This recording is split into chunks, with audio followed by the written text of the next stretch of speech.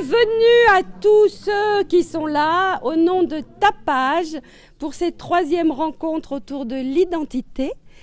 Merci à tous ceux qui me font l'amitié d'être là ce soir et merci surtout à nos partenaires pour commencer le Printemps des Bastides, c'est-à-dire le Conseil général. Dominique Rousseau est remercié pour être là d'abord en tant que conseiller général. C'est lui que je vais donc remercier au nom de Tapage pour l'aide qu'il nous apporte. Ensuite, je remercie la mairie de Bergerac, donc Dominique Rousseau. Je sais pas, je le vois pas parce que je suis trop petite. Il est là. Je remercie aussi le centre culturel qui s'occupe justement qui fait l'interface entre l'auditorium et la mairie. Et enfin, la ferme de Bjorn, qui est notre buffet préféré. Merci Madame la Présidente. Donc bonsoir à toutes et à tous. On lance la 3e édition, je crois, du festival Tapage. Alors ravi, parce qu'au-delà d'un simple festival cinématographique, on est dans des questions qui font débat au sein de notre société. Et je dirais que c'est du débat citoyen dont il est question donc, à travers les thèmes que vous évoquez au sein de ce festival. Féliciter aussi votre action auprès des établissements scolaires. Bonsoir, donc vous êtes psychologue clinicien, vous connaissez bien le sujet du transsexualisme. Quels sont pour vous aujourd'hui en France les principaux obstacles concernant le changement de genre ou de sexe? Disons que c'est l'absence de règles.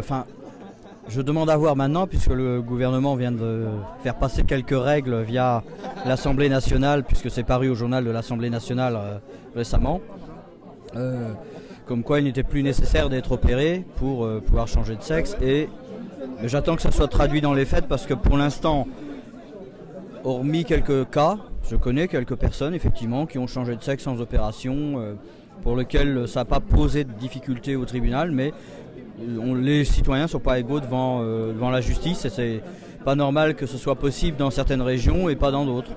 Actuellement, je pense qu'une loi passerait pas parce qu'on a des députés qui ont toujours 2 métros de retard par rapport à la population. Quels sont les obstacles, les étapes lourdes qu'on doit passer quand on désire changer de sexe? Actuellement, il y a encore plusieurs solutions, puisque tant que les équipes médicales hospitalières ne sont pas officialisées, pour l'instant elles sont qu'autoproclamées. Les gens ont encore le choix de leurs équipes médicales, y compris non hospitalières. Pour le ciné-club, c'est plutôt je suis ma femme, moi. Enfin. Vous savez ce que vous allez voir quand même ce soir? Un petit peu, à peine.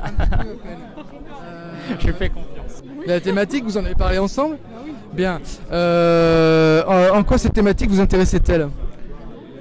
Travaillant dans tout ce qui est éducation à la sexualité, donc c'est important un petit peu d'avoir cette notion de la différence. Ça peut faire réfléchir. Parfois même un peu affiner certaines idées qu'on peut avoir sur l'identité sexuelle. Parce que ça peut toucher tout le monde, ça peut toucher une famille particulière avec un souci de ce côté-là, enfin un souci, une différence. Et c'est pas évident à gérer dans la vie de tous les jours. Enfin, question subsidiaire, est-ce que vous accepteriez que votre mari porte des jupes? Non, je crois pas. Enfin bon, je me suis jamais posé la question. C'est arrêter de classifier, de discriminer, reposons du débat. Je suis secrétaire d'une association trans sur Bordeaux et je suis doctorant en sociologie sur les questions trans.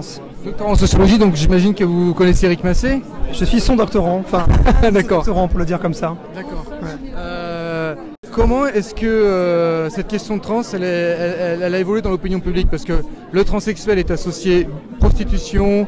Comment est-ce que vous arrivez à faire modifier cette image du transsexualisme ou de la transsexualité ou des différentes trans qui existent? Je crois qu'il y a 3 registres. Le premier registre, c'est un registre scientifique.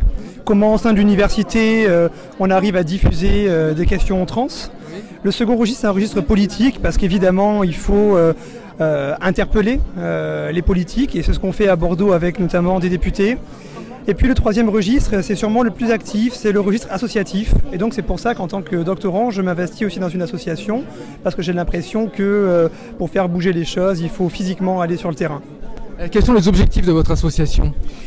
Alors c'est une association aux objectifs modérés et en même temps honorable. Un suivi éthique pour les personnes, un suivi pluriel, que chaque personne puisse avoir le suivi adéquat. Chose qui est impossible avec un protocole unique au niveau territorial, notamment pour les personnes transsexuelles, et puis une meilleure compréhension et je dirais une plus grande écoute. C'est pour ça que l'association Mutatis Mutandis est une association d'entraide et d'autosupport. Association unique dans le sud-ouest, donc indispensable. Étant donné qu'il y a un protocole sur Bordeaux, il faut une association d'entraide géographiquement proche.